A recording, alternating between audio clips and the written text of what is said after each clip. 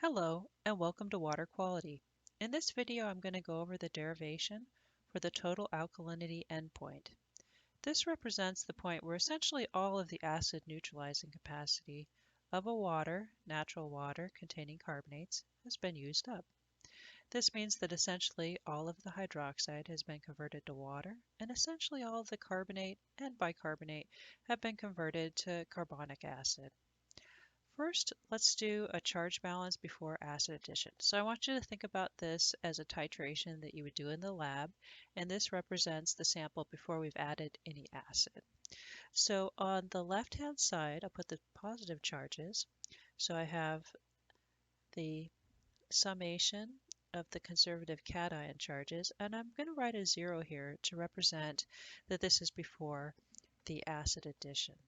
I'll also write the hydrogen ion on this side of the equation. On the other side, I'll write the hydroxide, bicarbonate, carbonate, and also the conservative anion charges, or CaCs. And I'll also put a 0 subscript here to represent that it's before we add any acid to the solution. Now, what you can see is that we've essentially derived the alkalinity expression using a charge balance, and so I'm going to call this alk, and I'll call it alk old to represent the alkalinity before we've added any acid. And this is equal to the imbalance of the cation charges minus the, or I should say the imbalance between the conservative charges. So I have the CCCs minus the CACs. And this is equal to the more familiar expression for alkalinity, which is that bicarbonate plus 2 carbonates plus hydroxide minus hydrogen ion. Okay, so now we're going to add acid in our titration, and we're going to add acid until all of the alkalinity is used up. And so the only thing that changes here is that we're adding another CaC. So I'm going to call this alk new to differentiate it with the old one. And we still have our CCCs. We still have our original CaCs, but now I'm also going to include a chloride from what was added with the acid. And this is equal to 0. The other alkalinity expression stays the same. And one potential source of confusion here is that it's the same equation as up above, but when we added the acid, the pH went down. And so the pH went down, so all of the species on this side of the equation are going to shift. Okay, so I'm going to reorganize this equation. I'll just put the hydrogen over here. And then I have bicarbonate, carbonate, and hydroxide. And what we've ended up with is a proton condition for this endpoint. So I'm going to move it down so that we can look at a log C pH diagram and find the crossing point on that diagram. So come down here, move my equation so that we can look at it.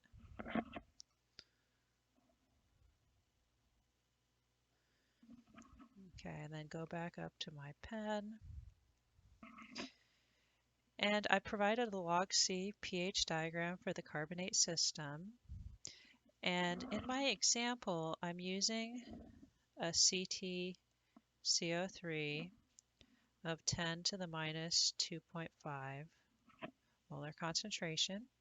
And so if your CtCO3 is different, this whole family of carbonate species lines is going to shift up or down, and then your crossing points are going to move around a little bit. So your endpoints will be slightly different, but not too much different.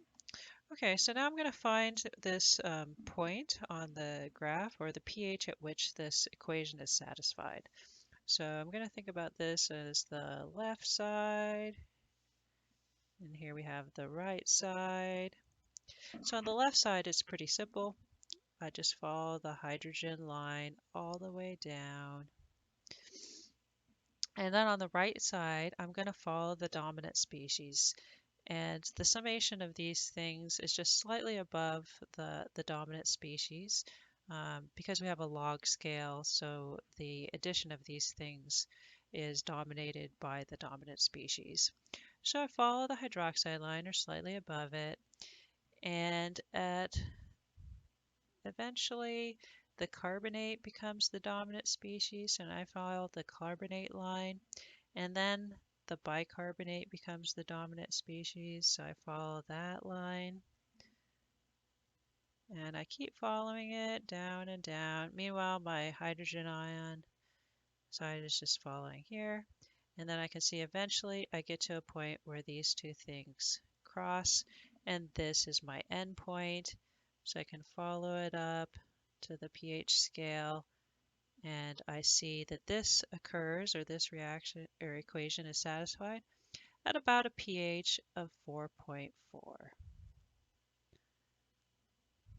And this is my total alkalinity endpoint, representing the point where essentially all of the carbonates have been converted to carbonic acid and all of the hydroxide is converted to water, meaning that almost all of the acid neutralizing capacity of the water is used up.